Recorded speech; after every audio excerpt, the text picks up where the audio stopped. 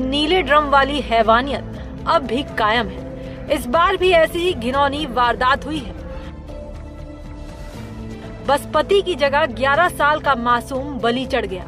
घटना एमपी के सतना की है, जिसने इंसानियत को शर्मसार कर दिया है। 11 साल के बच्चे की बेरहमी से हत्या कर दी गई और उसके शव को घर में रखे एक नीले ड्रम में छिपा दिया गया। ये तस्वीरें किसी भी इंसान का दिल दहला सकती हैं।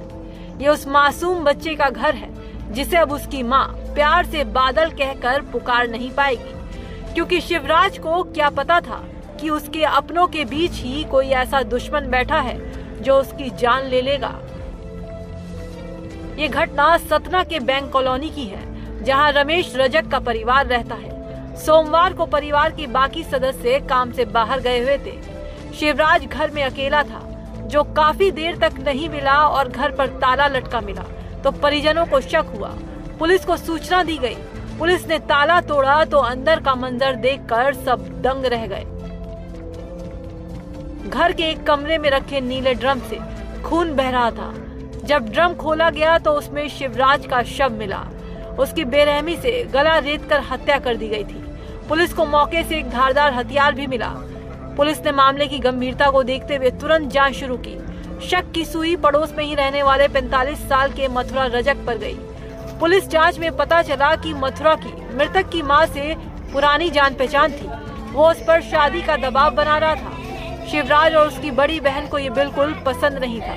उन्होंने इसका विरोध किया और अपने पिता को भी बताया, जिससे परिवार और मथुरा के बीच विवाद बढ़ गया।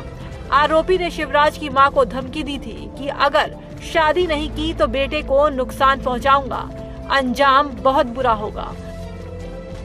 और सोमवार को जब शिवराज घर में अकेला था, तभी मथुरा वहां पहुंचा। उसने बच्चे को चुप रहने को कहा, लेकिन जब शिवराज ने विरोध किया और उसे घर से जाने को कहा तो मथुरा गुस्से में आ गया। उसने पहले बच्चे का गला दबाया और फिर हंसिया से गला रेत दिया।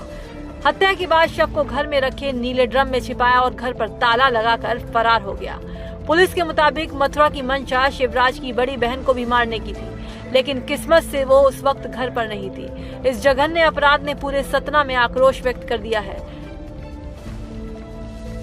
स्थानीय लोग आरोपी के खिलाफ सख्त से सख्त कार्रवाई की मांग कर रहे हैं। एक मासूम की जान सिर्फ इसलिए ले ली गई क्योंकि वो अपने परिवार के सम्मान के लिए खड़ा था। गिरफ्तार करके उससे पूछताछ की गई। उसने अपना जुर्म स्वीकार किया है और ये बताया है कि जो मृतक है वो जान पहचान थी उसके माँ से आरोपी की, और वो उसका जो है विरोध किया करता था। इस बात को तात्कालिक रूप से उन दोनों के मध्य कोई विवाद हुआ था और उस विवाद के ही कारण उसने जो है ये हत्या कारित करना बताया है।